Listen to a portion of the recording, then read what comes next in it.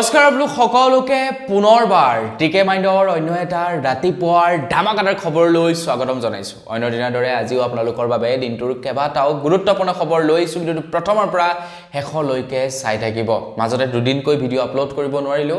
যোৰহাট ফুৰিবলৈ গৈছিলো, গতিকে ভিডিঅ'টো অকনমান বনাবলৈ অসুবিধা হয়। বাৰু যি কি নহওক, আজিৰে পৰা আপোনালোকে আকৌ কন্টিনিউকৈ ভিডিঅ' লাভ কৰি থাকিব, লাইক এটা কৰি দিব আৰু সুন্দৰকৈ কমেন্ট এটা কৰি দিব আজিৰ ভিডিঅ'টো খবৰ কেইটাৰ চাই কেনে পালে। আগবাইছো আজিৰ প্ৰথমটো খবৰ ফালে। আজি হৈছে 9 ডিচেম্বৰ। আজি আমাৰ অসমৰ প্ৰায় 3,70,000 লোকৰ একাউণ্টত প্ৰায় 37,415 টকাকৈ পইচা সোমাব। আপোনাৰ একাউণ্টতো পইচা সোমালে নেকি এতিয়াই আপোনালোকৰ বেংকৰ একাউণ্ট চেক কৰক। আজি ভাৰত চৰকাৰৰ ফালৰ পৰা প্ৰধানমন্ত্ৰীৰ আৱাস যোজনাৰ ঘৰৰ পইচা ট্ৰান্সফাৰ কৰিব বুলি খবৰ ওলাই পৰিছে। আজি হৈছে 9 ডিচেম্বৰ আৰু 9 ডিচেম্বৰ তাৰিখৰ দিনাখনেই প্ৰায় 3,70,000 লোকৰ চৰকাৰী ঘৰৰ পইচা সোমাব বুলি কৈছে। গতিকে আপোনাৰো যদি চৰকাৰী ঘৰৰ তালিকাত নাম আছিলে, আপোনাৰ বেংকৰ একাউণ্ট আপোনালোকে এতিয়া চেক কৰকগে। আপোনালোকৰ বেংকৰ একাউণ্টতো নিশ্চয় চাগে এই পইচাসমূহ সোমাই আছে। তো আপোনালোকৰ যদি সোমালে লাইক এটা কৰি কমেন্ট সেকশনত জনাব আৰু যদি এতিয়ালৈকে চেক কৰাগে নাই তেন্তে শীঘ্ৰেই আপোনালোকে চেক কৰকে। আগবাইছো ইয়াৰ পাছৰ খবৰ ফালে। ইয়াৰ পাছৰ খবৰটো ওলাইছে মুছলমান সকলৰ বাবে। মুছলমান সকলৰ কাৰণে আয়োজন কৰা হৈছে দৰং ডিস্ট্ৰিক্টত বৃহৎ ইস্তেমা। খবৰ ওলাই পৰিছে 25, 26 আৰু 27 ডিচেম্বৰত অনুষ্ঠিত কৰা হ'ব বিশাল নৰ্থ ইষ্ট ইস্তেমা। ইয়াৰ বাবে সাজু কৰি উলিওৱা হৈছে দৰং ডিস্ট্ৰিক্টত। তো দৰং ডিস্ট্ৰিক্টত মুছলমান সকলৰ কাৰণে বৃহৎ ইস্তেমাৰ আয়োজন কৰা হৈছে। আপোনালোক যদি মুছলমান নিশ্চয়কৈ আপোনালোকে চাগে গম পাইছেগৈ দৰং ডিস্ট্ৰিক্টত আয়োজন কৰা ইস্তেমাৰ কথা। তো আপোনালোকে বাৰু যাব নে নাযাব, যদিহে আপুনি এজন মুছলমান হয় কমেন্ট সেকশনত জনাব। আৰু বেছি ইয়াৰ পাছৰটো খবৰ ফালে। খবৰ ওলাই পৰিছে হায়াৰ ছেকেণ্ডেৰী পাছ কৰা ছাত্ৰীসকলৰ কাৰণে। হায়াৰ ছেকেণ্ডেৰী পাছ কৰা ছাত্ৰীসকলক অসম চৰকাৰৰ ফালৰ পৰা যি নেকি স্কুটি প্ৰদান কৰে, তো যোৱাকালি প্ৰদান কৰিলে সেই স্কুটি। এইবাৰ আমাৰ অসমৰ প্ৰায় 11,250 গৰাকী ছাত্ৰীয়ে ডক্টৰ বাণীকান্ত কাকতি মেধা বঁটা লাভ কৰিছে। যোৱাকালি কলাক্ষেত্ৰত অসমৰ মুখ্যমন্ত্ৰী ডক্টৰ হিমন্ত বিশ্ব শৰ্মাদেৱে 11,250 গৰাকী শিক্ষাৰ্থীকে প্ৰদান কৰে এই স্কুটিসমূহ। তো আপোনাৰ ঘৰৰ ওচৰে পাজৰে কোনোবাই স্কুটি লাভ কৰিছে নেকি কমেন্ট সেকশনত জনাব। এইবাৰ কিন্তু স্কুটি পোৱা সংখ্যাটো কম আকৌ, হয় নে নহয়? কাৰণ আগৰ তুলনাত এইবাৰ পাৰ্চেন্টেজৰ সংখ্যাটো অলপমান বৃদ্ধি কৰি দিছে, যাৰ কাৰণে নেকি ছাত্ৰীসকলে স্কুটি বেছিকৈ লাভ কৰিব পৰা নাই। বাৰু আপুনি কমেন্ট সেকশনত জনাবচোন আপোনালোকে স্কুটি পাইছে নেকি, বা আপোনালোকৰ ওচৰৰ পাজৰে কোনোবা স্কুটি পাইছে নেকি কমেন্ট সেকশনত জনাব। আগবাইছো ইয়াৰ পাছৰটো খবৰ ফালে। অসম চৰকাৰে ঘোষণা কৰিছিলে যে আমাৰ অসমত মুকলি কৰা হ'ব বাবু আঁচনি, অৰ্থাৎ আমাৰ অসমৰ ল'ৰাবিলাকৰ কাৰণে বাবু আঁচনি মুকলি কৰিব বুলি জনাইছিলে। মন্ত্ৰী হিমন্ত বিশ্ব শৰ্মাদেৱে যোৱাকালি বাবু আঁচনিক লৈ কিছু হিণ্ট প্ৰদান কৰিছে। তেখেতে কৈছে অসমৰ যিসকল নেকি দুখীয়া ছাত্ৰ আছে তেওঁলোকক এই বাবু আঁচনিৰ জৰিয়তে আৰ্থিক অনুদান আগবঢ়াব বুলি জনাইছে। এতিয়া ছোৱালীবিলাকক যেনেকৈ নেকি প্ৰত্যেক মাহে মাহে প্ৰদান কৰে, ঠিক তেনেকৈ প্ৰদান কৰিব নে এককালীন সাহায্য দিব সেই সম্পৰ্কত গম পোৱা নাই, কিন্তু এইটো কনফাৰ্ম যে কেৱল ছাত্ৰসকলকহে প্ৰদান কৰিব। মানে যিসকলে পঢ়ি আছে তেওঁলোকক সেই বাবু আঁচনিৰ পইচা বিতৰণ কৰিব। কিন্তু কিমান টকা বিতৰণ কৰিব, এককালীন হ'ব নে প্ৰত্যেক মাহে মাহে হ'ব, সেই সম্পৰ্কে এতিয়াও কনফাৰ্ম নহয়। কিন্তু জানুৱাৰী মাহত ল'ৰাসকলে অৰ্থাৎ বাবুসকলে ইয়াৰ ভাল খবৰ লাভ কৰিব বুলি জনাইছে মন্ত্ৰী হিমন্ত বিশ্ব শৰ্মাদেৱে। তো মানে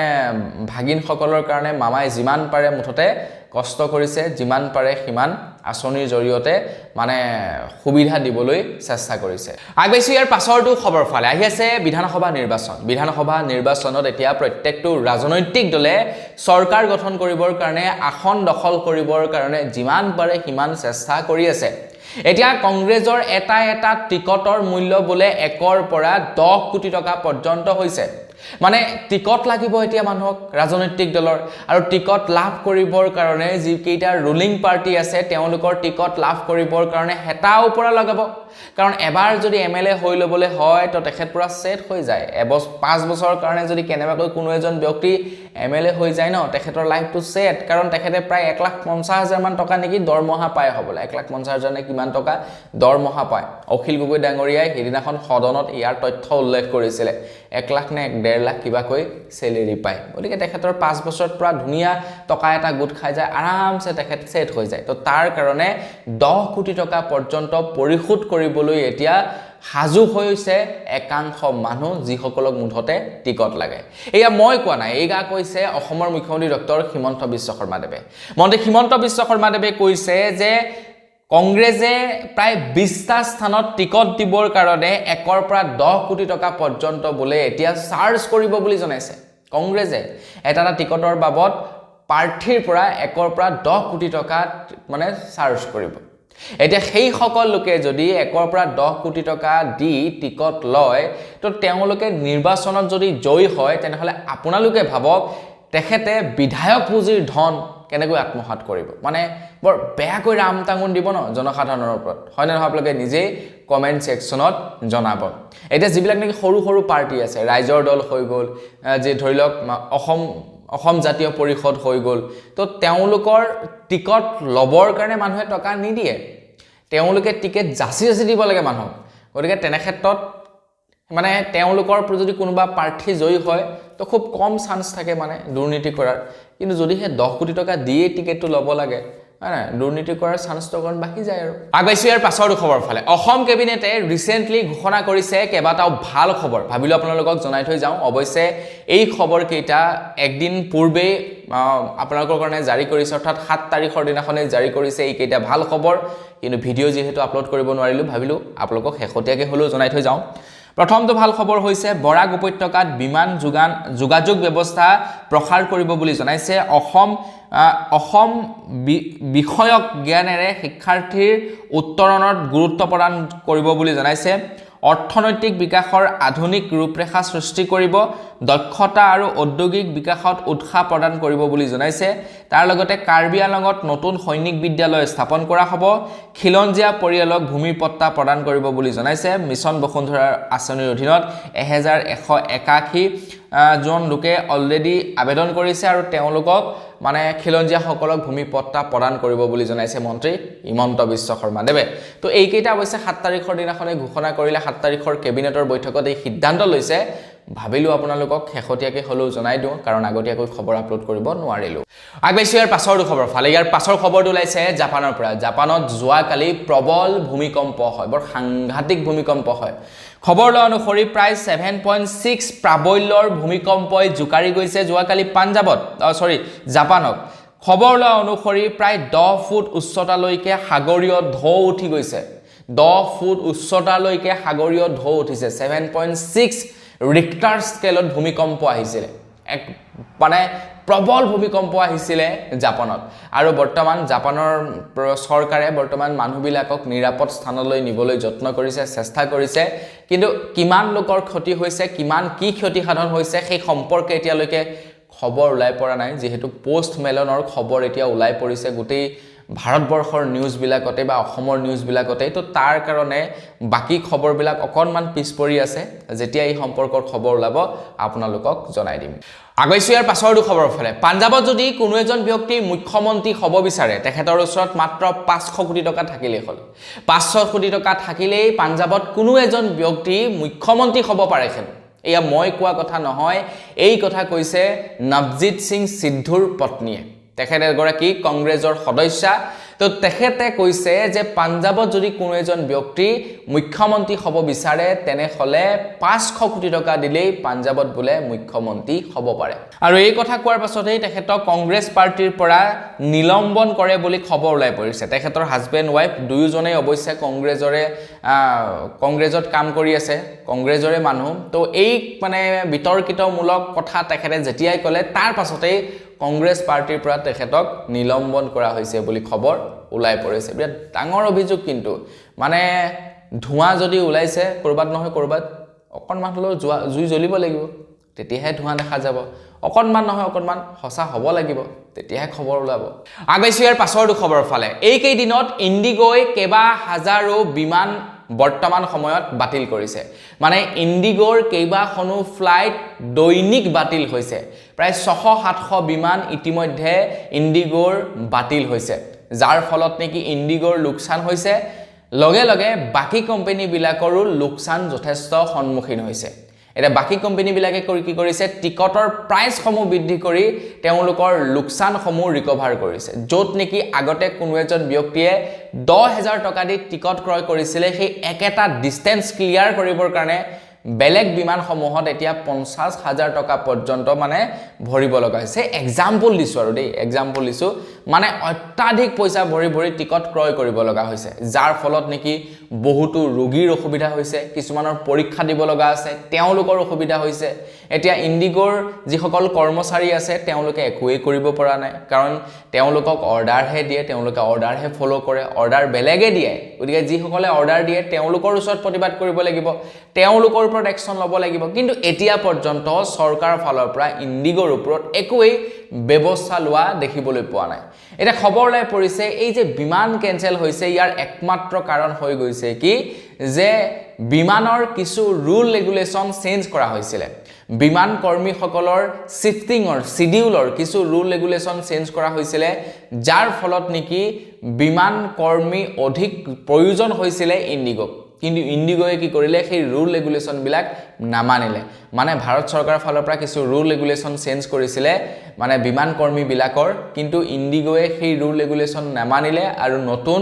বিমান কৰ্মীক তেওঁলোকে এপইন্ট নকৰিলে যাৰ ফলত নেকি এনে ধৰণৰ মানে সিস্টেম ক্ৰ্যাশ হৈ যায় প্ৰবলেম হৈ যায় হাজাৰ হাজাৰ বিমান বাতিল কৰে যাৰ ফলত ইণ্ডিগোৰটো লোকচান হৈছে লগতে বাকি বিলাকৰো লোকচান হৈছে আৰু তাৰে তেওঁলোকে সুযোগ লৈ ফ্লাইটৰ দাম বৃদ্ধি কৰিছে কিন্তু এতিয়ালৈকে চৰকাৰৰ ফালৰ পৰা ইণ্ডিগোৰ ওপৰত একো ব্যৱস্থা লোৱা নাই আগাইছো ইয়াৰ পাছৰটো খবৰৰ ফালে আমাৰ অসমলৈ আহিছে পোষ্টমেলন আপোনালোকে বাৰু চাবলৈ গৈছিলে নেকি কমেন্ট সেকশনত জনাব মই সিৰিয়াসলি কৈছো এটো আপোনালোকে বেয়া পাব না লাগে যদি আপোনালোক পোষ্টমেলনৰ অনুৰাগী হয় কোন পোষ্টমেলন মই চিনি নাপাও যেতিয়া নেকি মন্ত্ৰী হিমন্ত বিশ্ব শৰ্মা দেৱে পোষ্ট কৰিলে যে অসমলৈ আহিব পোষ্টমেলন বিশিষ্ট পপ আৰ্টিষ্ট তাৰ পাছতে দেখিলো যে তেখেতে বেয়া গান নাগায় ভালে গান গায় তেখেতৰ গানবিলাক বৰ বিশেষ বেয়া নালাগে অৱশ্যে বৰ বিশেষকো বুজি নাপাও কিন্তু মানে যেটো নেকি ভাইব যেটো নেকি সুৰ বুলি কয় মানে সেইটো ভাল লাগে বেয়া নালাগে বাৰু যি কি নহওক পোষ্টমেনৰ কথা বাদ মানে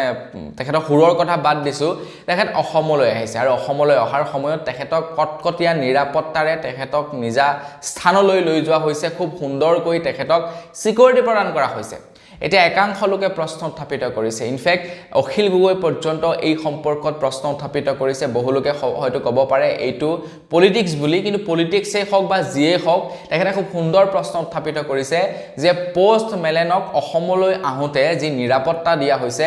জুবিন দাক সেই নিৰাপত্তা সিংগাপুৰত নিদিলে কিয় এতিয়া আপোনালোকে হয়তো ক'ব পাৰে যে সিংগাপুৰত প্ৰগ্ৰাম কাটিছে অসম চৰকাৰে আকৌ কিয় নিৰাপত্তা দিব কিন্তু সিংগাপুৰত যি নেকি অনুষ্ঠান আয়োজিত হৈছিল তাতে কিন্তু অসম চৰকাৰৰ হাত আছে মানে অসম চৰকাৰে মানে ইনডাইৰেক্টলি আয়োজন কৰা বুলি ক'ব পাৰি তো গতিকে সেই সম্পৰ্কত ক'বলৈ গ'লে জুবিন দাক সেই নিৰাপত্তা দিব লাগিছিল কিন্তু জুবিন দাই সেই নিৰাপত্তা নাপালে যাৰ কাৰণে কি জুবিন দা হয়তো আমাৰ মাজত আজি নাই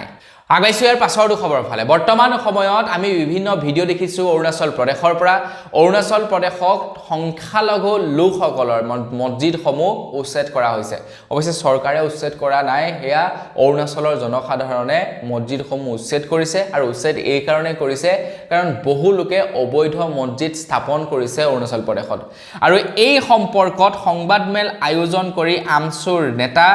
ৰেজাউল কৰিমে মন্তব্য কৰিছে যে মানে অৰুণাচলত যিসকল নেকি মুছলমান ধৰ্মৰ লোক আছে তেওঁলোকৰ ওপৰত অত্যাচাৰ চলাইছে মুছলমান সকলে কিন্তু এতিয়ালৈকে অৰুণাচলৰ চৰকাৰে একো ব্যৱস্থা লোৱা নাই তো তেখেতে ইয়াৰ সম্পূৰ্ণ মানে বিৰোধিতা কৰিছে তেখেতে কৈছে যে তেওঁলোক যদি সঁচাকৈ বাংলাদেশী হয় তেন্তে পঠাই দিব লাগে তেওঁলোকক বাংলাদেশত এই থৈ আহিব লাগে কিন্তু তেওঁলোকৰ ওপৰত এনে অত্যাচাৰ কিয় কৰা হৈছে যেহেতু তেওঁলোকে একোজন ভাৰতীয় মানুহ আগবাইছো ইয়াৰ পাছৰটো খবৰ ফালে আপোনালোকৰ ঘৰত বাৰু স্মাৰ্ট মিটাৰ লাগিছে নে পুৰণা দিনৰ সেই মিটাৰটোৱে লাগি আছে কমেন্ট সেকশনত জনাওকচোন তো স্মাৰ্ট মিটাৰ আমাৰ অসমত প্ৰায় লগাই কমপ্লিট হৈছে কিন্তু আপোনালোকে শুনিলে আচৰিত হ'ব আমাৰ অসম ইমানো একেবাৰে মানে উন্নত ৰাজ্য নহয় মানে আমাৰ অসমখন ইমানটো একেবাৰে ডেভেলপ মানে ৰাজ্য নহয় কিন্তু তাৰ পাছতো আমাৰ অসমত সৰ্বাধিক মানে স্মাৰ্ট মিটাৰ লগোৱাৰ ক্ষেত্ৰত চতুৰ্থ স্থানত আছে আমাৰ অসমখন অসমৰ বাহিৰে ভাৰতৰ বিভিন্ন ৰাজ্য এতিয়াও এনেকুৱা আছে বহুত ডেভেলপ মানে ষ্টেট কিন্তু সেইবিলাকত এতিয়াও বোলে স্মাৰ্ট মিটাৰ লগোৱা হোৱা নাই কিয় নাজানো কিন্তু খবৰ লোৱা অনুসৰি দেশৰ ভিতৰতে চতুৰ্থ সৰ্বাধিক স্মাৰ্ট মিটাৰ স্থাপন কৰাৰ ক্ষেত্ৰত অসম আগবাঢ়ি আছে চতুৰ্থ স্থানত আছে প্ৰথম হৈছে বিহাৰ তাৰ পিছত মহাৰাষ্ট্ৰত ৩ নম্বৰ হৈছে উত্তৰ প্ৰদেশ আৰু ৪ নম্বৰত আমাৰ অসমখন অসমত প্ৰায় 49,60,48,000টা স্মাৰ্ট মিটাৰ স্থাপন কৰিছে বুলি খবৰ ওলাই পৰিছে মানে অসমৰ স্থান একদম টপ ৰেংকত আছে কিন্তু গুজৰাট আকৌ মানে প্ৰধানমন্ত্ৰী ডাঙৰীয়াৰ ৰাজ্য গুজৰাটত 31 লাখ নে কিমানহে স্মাৰ্ট মিটাৰ লগাইছে আগবাইছো ইয়াৰ পাছৰ খবৰ ফালে ইয়াৰ পাছৰ খবৰটো ওলাইছে জল জীৱন মিছন আঁচনিৰ ওপৰত আপোনালোকে জল জীৱন মিছন আঁচনিৰ খবৰ শুনাৰ আগতে কমেন্ট সেকশনত জনাওকচোন আপোনালোকে জল জীৱন মিছন আঁচনিৰ পানী পায় নে নাপায় কমেন্ট সেকশনত জনাব এইটো হৈছে এটা কেন্দ্ৰীয় চৰকাৰৰ প্ৰজেক্ট মানে কেন্দ্ৰ চৰকাৰৰ ফালৰ পৰা ফান্ড দিছিলে অসম চৰকাৰক জল জীৱন মিছন আঁচনিৰ কাম কৰিবৰ কাৰণে আৰু কেন্দ্ৰ চৰকাৰৰ পৰা ফান্ডিং পাই অসম চৰকাৰে অসমত জল জীৱন মিছনৰ কাম আৰম্ভ কৰিছিলে এটা খবৰ ওলাই পৰিছে যে জল জীৱন মিছনত হৈছে দুৰ্নীতি আৰু দুৰ্নীতিৰ ক্ষেত্ৰত অসমখন আছে বলে দ্বিতীয় স্থানত সৰ্বমুঠ আমাৰ ভাৰতত জল জীৱন আঁচনিৰ ওপৰত দুৰ্নীতি হৈছে 17,036টা কেছ মানে দুৰ্নীতিৰ ওপৰত গোচৰ ৰুজু কৰা হৈছে 17,036টা কেছ আৰু আমাৰ অসমত মানে আমাৰ অসমতে কেবা হাজাৰো কেছ হৈছে বুলি খবৰ ওলাইছে জল জীৱন মিছন আঁচনিৰ খবৰ অনুসৰি জল জীৱন মিছনত দেশৰ ভিতৰতে দ্বিতীয় সৰ্বাধিক অনিয়ম হৈছে অসমত জল জীৱন মিছনত সমগ্ৰ দেশত মুঠ 17,036টা অভিযোগ আছে উত্তৰ প্ৰদেশত আছে 14,264টা অভিযোগ অসমত আছে 1,236টা অভিযোগ সেকেন্ড স্থানত আছে আমাৰ অসমখন আগবাইছো ইয়াৰ পাছৰ খবৰ ফালে আপোনালোকে হয়তো খবৰ শুনা পাইছে যে আমাৰ ভাৰতীয় মুদ্ৰাৰ দাম হ্ৰাস পাইছে আমেৰিকাৰ ডলাৰৰ দাম বৃদ্ধি পাইছে মানে আপোনালোকে যদি এতিয়া আমেৰিকালৈ যায় আমাৰ ভাৰতৰ 90 টকা এটা দিব লাগিব আমেৰিকাৰ $1 এটা লাভ কৰিবৰ কাৰণে এজন বিজেপিৰ সাংসদে কৈছে যে এতিয়াও আমাৰ ভাৰতৰ মানুহে এতিয়াও পকেটত টকা লৈ ফুৰে ইয়াত সামগ্ৰী ক্ৰয় বিক্ৰয় হয় টকাৰ বিনিময়ত মানে আমাৰ ভাৰতত টকাৰ বিনিময়তহে সামগ্ৰীৰ ক্ৰয় বিক্ৰয় হয় গতিকে ডলাৰৰ দাম বাঢ়ক বা কমক আমাৰ পকেটত কেনেকৈ মানে ইফেক্ট পেলাব পাৰে আপোনালোকে বজাৰত যাওক এটা খুচুৰা ডিমৰ দাম 9 টকা হৈছে এ কিয় হৈছে বাৰু জানেনে কি হৈছে কওকচোন আপোনালোকে কি ভাবে আপোনালোকে কি কাৰণ হ'ব পাৰে তো এইবিলাকে একোটা কাৰণ যেতিয়া কোনো এটা বস্তু বাহিৰা দেশৰ পৰা কোনো এজন ব্যৱসায়ীয়ে ক্ৰয় কৰি আনিব যেতিয়া ভাৰতীয় পইচা বেছিকৈ খৰচা কৰিব লাগিব সেই বস্তুটো কিনিবৰ কাৰণে তো তেতিয়া ইয়াতে বেছি দামত বিক্ৰী কৰিব ন তো এইবিলাকে হৈছে কাৰণ এইবিলাকে প্ৰভাৱ পৰিছে আমাৰ পকেটত কিন্তু বিজেপিৰ সাংসদে আকৌ মানে কৈছে কি যে ডলাৰৰ প্ৰাইস আপস ডাউনক লৈ আমাৰ কথা কি আহে হৈছে জ্ঞানৰ নমুনা আগবাইছো ইয়াৰ পাছৰটো খবৰ ফালে আমাৰ ভাৰতবৰ্ষত কাম কৰি থকা উবেৰ চালক আমাৰ ভাৰতবৰ্ষত কাম কৰি থকা ই-কমাৰ্চ ডেলিভাৰী বয়সকলে দিনে ৰাতিয়ে অহৰক মানে কষ্ট কৰে মোবাইলটো টিপিলে আজিকালি কিবা এটা বস্তু পাই যাও আমাৰ পিজ্জা এটা খাবলৈ মন গল ৰাতি অৰ্ডাৰ কৰি দিলো আমাৰ কিবা এটা বস্তু দৰকাৰ হল অনলাইনত অৰ্ডাৰ কৰি দিলো ঘৰৰ পৰা ওলাই যাব না লাগে সব আমি ঘৰৰ দুৱাৰ সন্মুখতে লাভ কৰো হয় নহয় বাৰু কওকচোন আপোনালোকে তো এই বস্তুবিলাক সম্ভৱ কৰিছে কোনে ডেলিভাৰী বয় সকলে কিন্তু ডেলিভাৰী বয়ৰ জীৱন কিমান নিশ্চিত বা তেওঁলোকে কিমান দৰমহা পায় আপোনালোকে এবাৰ জানেনে তো তেওঁলোকৰ জীৱন মানে সুৰক্ষা নামত একো নাই তেওঁলোকে একো নাপায় সুৰক্ষাৰ নামত তেওঁলোকে দিনে ৰাতিয়ে বৰষুণে পানীয়ে কষ্ট কৰি কাম কৰে তাৰ পাছতো তেওঁলোকৰ জ্বৰ হলে ছুটি ললে 1 টকা এটাও নাপায় তেওঁলোকে কাম কৰিলে পইচা পাব কাম নকৰিলে পইচা নাপায় এই অৱস্থা এতিয়া আমাৰ ভাৰতবৰ্ষৰ ডেলিভাৰী বয় বা আমাৰ ভাৰতবৰ্ষৰ কেব চালকসকলৰ তেওঁলোকে কেবখন চলালেহে পইচা পাব কিন্তু দিনে ৰাতিয়ে তেওঁলোকে কষ্ট কৰি কেবখন চলাইছে কোম্পানীক ধনী কৰিছে কিন্তু তেওঁলোকে যদি এদিন কেবখন নচলায় তেওঁলোকৰ অৱস্থা বেয়া হৈ যায় এতিয়া এই সম্পৰ্কত আপৰ সাংসদ ৰাজব সাদ্দাই কৈছে যে আমাৰ ভাৰতবৰ্ষৰ কেব চালকসকল আমাৰ ভাৰতবৰ্ষৰ ডেলিভাৰী বয় সকলৰ বাবে ভাৰত চৰকাৰে ভাবিবৰ হল আৰু এইটো সঁচা কথা ভাবকচোন তেওঁলোকে দিনে ৰাতিয়ে অহৰহ কষ্ট কৰি আমাক মানে আমাৰ জীৱনটো সহজ কৰি তুলিছে আৰু লগতে কোম্পানী বিলাকক ধনী কৰিছে কিন্তু তেওঁলোকৰ যদি এদিন বেমাৰ হৈ যায় তেওঁলোক চলিবলৈ অসুবিধা হয় গতিকে চৰকাৰে এই সম্পৰ্কত কিবা এটা কৰিব লাগে আগবাইছো ইয়াৰ পাছৰটো খবৰ ফালে ইয়াৰ পাছৰ খবৰটো ওলাইছে ৰৈ ৰৈ বিনালে চিনেমাখনৰ ওপৰত তো অসমৰ মুখ্যমন্ত্ৰী ডক্টৰ হিমন্ত বিশ্ব শৰ্মা দেৱক ৰৈ ৰৈ বিনালে চিনেমাখন চোৱাৰ সম্পৰ্কত এজন সাংবাদিকে প্ৰশ্ন কৰিছিল তেনে ক্ষেত্ৰত মন্ত্ৰী হিমন্ত বিশ্ব শৰ্মা দেৱে কৈছে যে মই ৰৈ ৰৈ বিনালে চিনেমাখন এতিয়ালৈকে চোৱা নাই আৰু এই চিনেমাখন নোচোৱাৰ বিশেষ কাৰণ আছে তেখেতে প্ৰথমে কাৰণ দৰ্শাইছিলে যে তেখেতে যদি চিনেমাখন চাবলৈ যায় তেনেহলে মানে মানুহৰ অসুবিধা হ'ব আৰু এতিয়াতো মানুহৰ অসুবিধা নহয় এতিয়া চিনেমা হল প্ৰায় খালি থাকে গতিকে তেখেতে চাবগে পাৰে কিন্তু এতিয়ালৈকে চোৱা নাই কিন্তু তাৰ পৰিৱৰ্তে যদি আপোনালোকে চাবলৈ যায় তেখেতে এখন হেই আপোনাৰ মানে দা কাশ্মীৰ ফাইল নামৰ এখন ফিল্ম ৰিলিজ হৈছিল এই ফিল্মখন মানে ৰিলিজ হোৱাৰ পাছত আমাৰ অসমৰ চৰকাৰী কৰ্মচাৰীসকলক চাবৰ কাৰণে অৰ্ধচুটি দিছিলে কিন্তু জুবিনদাৰ ৰৈ ৰৈ বিনালে ফিল্মখন চাবৰ কাৰণে এতিয়ালৈকে মুখ্যমন্ত্ৰী ডাঙৰীয়া আৰু তেখেতৰ পত্নীৰ সময় নাইকিয়া হৈছে তেখেতে কৈছে যে ৰৈ ৰৈ বিনালে ফিল্মখনত জুবিনদাক আপোনাৰ পানীৰ সৈতে কিছু সিন কৰিবলৈ দিয়া হৈছে কিছু সিন কৰিবৰ কাৰণে পানীৰ সৈতে তেখেতক মানে সিন কৰিবলৈ দিয়া হৈছে কিন্তু ডক্টৰে কৈছে যে তেখেতক জুই আৰু পানীৰ পৰা দূৰত ৰাখিব লাগে তাৰ পাছতো কিয় জুবিনদাক পানীত নামি মানে ফিল্মখন কৰিবলৈ দিলে আৰু তাৰ কাৰণে তেখেতে ফিল্মখন চাবলৈ যোৱা নাই চাবগে বুলি কৈছে বাৰু কোনোবা এদিন মেইন কাৰণটো হৈছে সেইটোৱে যে তেখেতে চিনেমাখন চাই অহাৰ পাছতে প্ৰশ্ন উত্থাপিত কৰিব লাগিব গতিকে ইয়াৰ ওপৰতো এতিয়া হয়তো তদন্ত হ'ব পাৰে আগবাইছে একেবাৰে শেষৰ দুখবৰ ফালে যোৱাকালি যোগী ঘোপাত মানে উচ্ছেদ অভিযান চলে প্ৰায় 533 বিঘা ভূমিত প্ৰশাসনে যোৱাকালি উচ্ছেদ অভিযান চলাই বুলি জনাইছে আৰু মন্ত্ৰী হিমন্ত বিশ্ব শৰ্মা দেৱে জনাইছে 1 ইঞ্চিও মাটি যেতিয়ালৈকে অবৈধভাৱে দখল কৰি থাকিব তেতিয়ালৈকে অসমত উচ্ছেদ অভিযান চলিয়ে থাকিব তেতিয়ালৈকে উচ্ছেদ অভিযান চলি থাকিব মুঠৰ ওপৰত যিসকলে চৰকাৰী মাটিত বহি আছে তেওঁলোকে আগতেকে জায়গা এৰি দিয়া ভাল এনেই আৰু ঘৰ দুৱাৰ ভাঙি কষ্ট কৰি লাভ নাই মুঠৰ ওপৰত আপোনালোকে মাটি এটুকুৰা কিনক আপোনালোকে এটু কৰিব পাৰে যিমানখিনি মানে কি মানুহ ধৰি লওক আছে আপোনালোকৰ গাঁওখনত গোটেইখিনি মিলি একেবাৰেতো সৰকে মাটি কিনিব নোৱাৰে কাৰণ আজিকালি মাটিৰ দাম ধেই কেৱল সেই আপোনাৰ বনিয়া সকলেহে কিনিব পাৰে গতিকে এটুকুৰা মাটি কিনক তাতে সৰু সৰু ঘৰ বনাই থাকক